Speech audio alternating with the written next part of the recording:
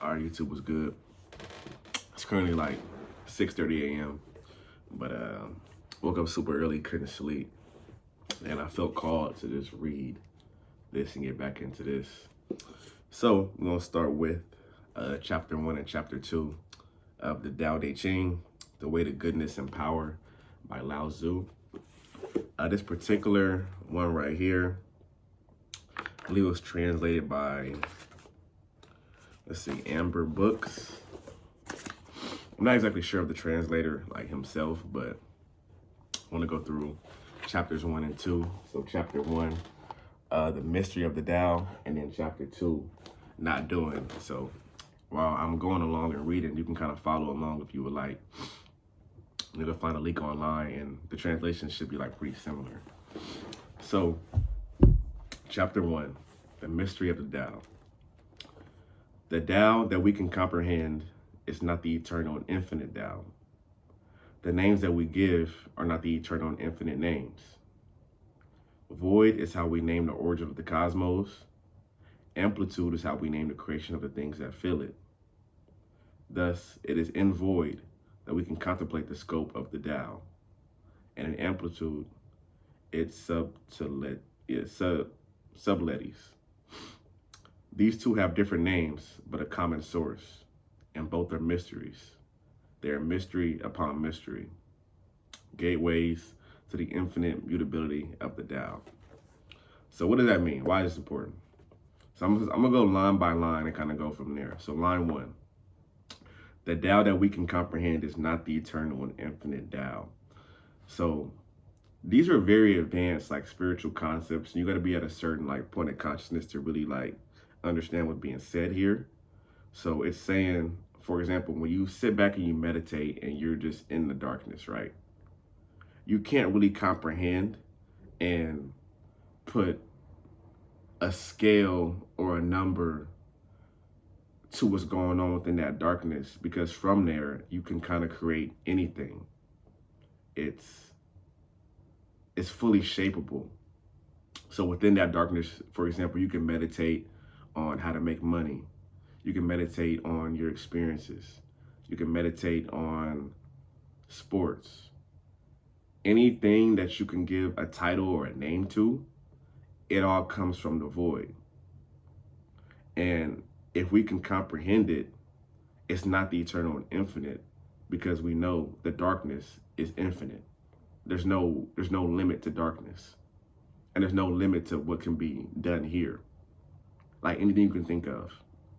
I try to just run your mind through anything from colors to numbers to locations to everything in the universe, different planets. It's infinite. What you can think of as infinite.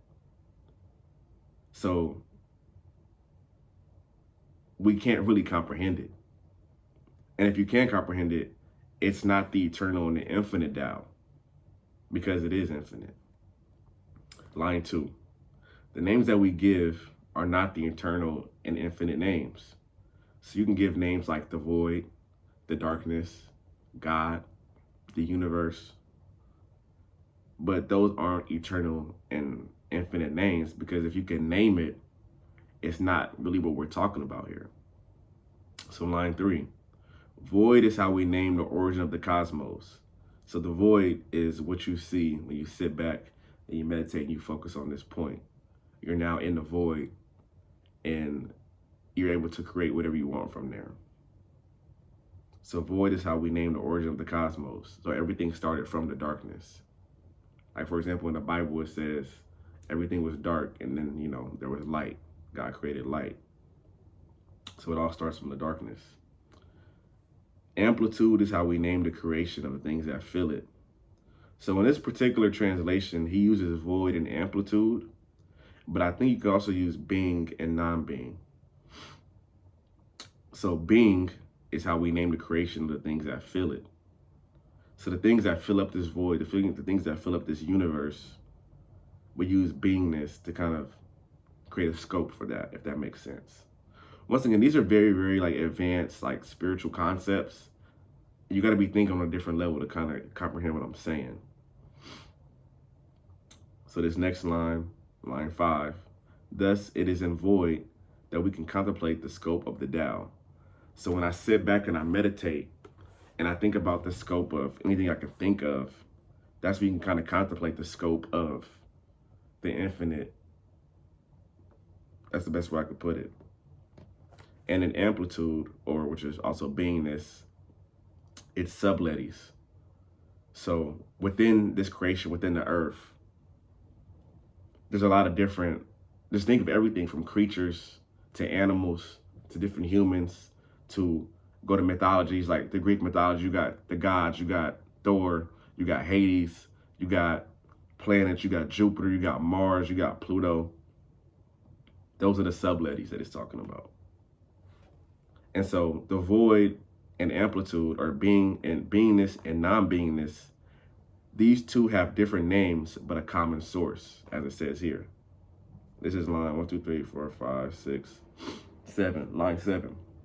These two have different names, but a common source.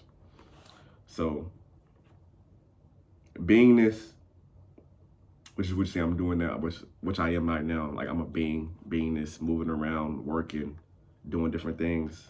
And non-beingness, which is like the awareness behind everything going on. They have different names. I just give it two different names, but it's a common source, which is the void, which is the infinite Tao, right? And both are mysteries. So the void is a mystery, and this life that we live is also a mystery. Next line, they are mystery upon mystery. Last line, gateways to the infinite mutability of the Tao. So the void and the darkness has infinite mutability. Think of the X-Men and all the different X-Men that exist, from Wolverine, Cyclops, Professor X, Storm. They're all X-Men, right?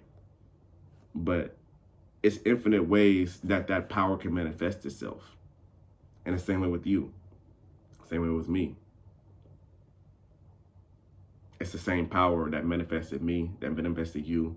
But I'm sure me and you are completely different people. But we all come from the same power. So moving on to chapter 2. I really like this chapter right here. It'll make more sense here. Chapter 2, not doing. So I'm going to read through it and then I'll go line by line. If we understand what makes beauty beautiful, then we can recognize ugliness. If we understand what makes goodness good, then we can recognize the bad. Void and amplitude, or beingness and non-beingness, have the same origin. Difficulty and ease beget each other. So beget means like bring forth to each other. Long and short define each other. High and low support each other. Music and voice harmonize with each other. Before and after follow each other. This is the constant. From this it follows that the wise man acts through not doing, teaches without words, and interacts with creation without initiating. He makes, but he does not own. Acts, but does not rely on the result. Achieves, but does not linger to be recognized. In not seeking recognition, his credit becomes enduring. Right? So let's start line 1. If we understand what makes beauty beautiful, then we can recognize ugliness. So this is kind of when you get to the concept of everything being two sides of the same coin. Good and bad. Like and unlike. Ugly and beautiful. God and the devil. Jesus and Satan. You can't have one without the other. In Star Wars, the dark side, the dark side and the light side. Darth Vader and Anakin Skywalker. Luke Skywalker and Darth Vader. Right? So you can't have one without the other. So when you understand that, you also understand that there's no right or wrong. Because if I can't have, for example, my Xbox controller right here, right? I got 2 batteries, one positive, one negative. I can't power this controller up without the positive and the negative. The same way that you can't power yourself up without a light and a dark side. When you look at the tree of life, it talks about the pillar of severity and then the pillar of mercy, right? You have to have those two aspects of yourself for a fully balanced being. So if we understand what makes beauty beautiful, we recognize ugliness. So when you see a beautiful girl, you can also see an ugly girl. But they all came from the same Tao that we talked about from chapter 1. Moving on to line 2. If we understand what makes goodness good, then we can recognize the bad, right? So we recognize what makes goodness good. So what's things that's good? You know, spending time with your family, taking care of your kids. For example, you opening up a PS5 on Christmas, or like your child getting that gift they really wanted. We can also recognize the bad, which would be to like abuse a child, which would be to, you know, it's hard with good and bad because it's all a matter of perspective as well. When you look at, for example, war, let's say the Iraq war, we went and we bombed them and we saw it as a good thing, right? But let's switch to the perspective of I'm a civilian living in Iraq and Afghanistan at the time, and I'm getting bombed and I'm an innocent person. Is that I would see it as bad, but everybody in America sees it as good. So who's right and who's wrong, right? Who's the true good and bad? And that's when you'll find there is no good or bad, because it's all a matter of perspective. And if we can have that debate, and if it's two sides of one coin, and it's all about perspective, then you cannot 100% say this is good, 100% say this is bad, because there's good and bad aspects to everything. So moving on to line number 3. Void and amplitude have the same origin. Beingness and non-beingness have the same origin. So beingness, the manifest world that we see right now, I'm talking to you, right? And then non-beingness, let's say you before you were born. They have the same origin of that same darkness, of that same void, as you see when you meditate. Moving on to line number 4. Difficulty and ease beget each other. So that means that they bring forth to each other.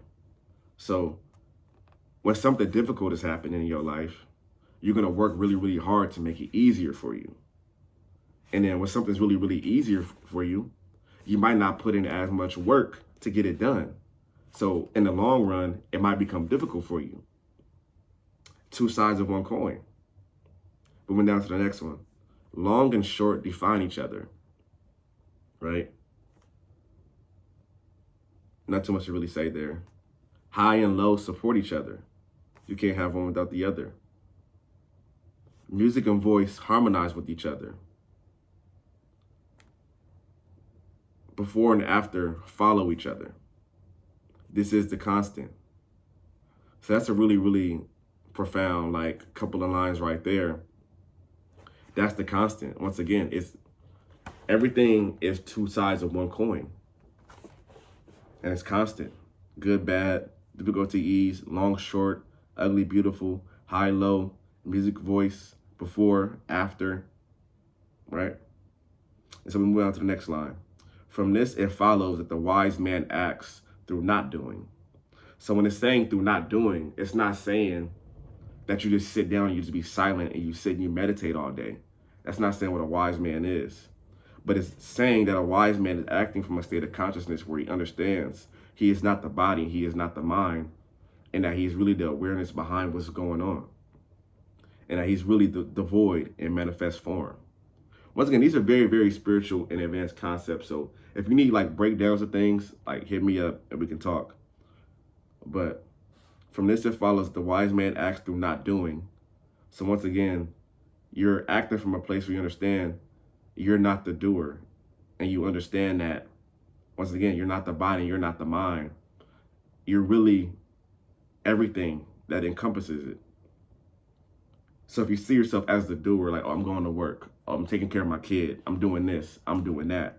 It goes back to the I that we all have. We all say I, right?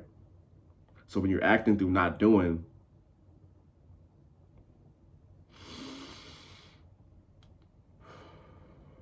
you're moving from a state of consciousness where you understand that everything is just happening. Me recording this video is just happening, right? Next line, teaches without words and interacts with creation without initiating. So you're teaching without words through the way you live, right? And you're interacting with creation without initiating. So when you walk up to that girl, you initiate contact, something like that, right? You're interacting with creation, but you're not really initiating. It's just happening. Moving down, he makes but does not own. From there, acts but does not rely on the result. Achieves but does not linger to be recognized. And in not seeking recognition, his credit becomes enduring. So you can make, but you don't own. I remember it was a thing where I saw where it's like this artist, he would make paintings. For example, like a kid with Legos, right? You'll build up a statue and then you'll break it down. And then you build it up again. So you're making it, but you're not owning it. So that's a really deep lesson as well, because you don't own anything here. Everything is sand falling through your hand as you move through the world and you experience. Because all this is about experience. And you act, but you don't rely on the result. Because when you're focused on the outcome of something, that's where you get anxiety. That's when things don't go correctly, because you're relying on what the result is. And you're really like attached to a certain outcome. And that's something I found with myself. For example, like with women, like relying on, I wanted a certain outcome of what I wanted it to be. For example, like your first love. You might see it as your forever, but it's not going to be forever.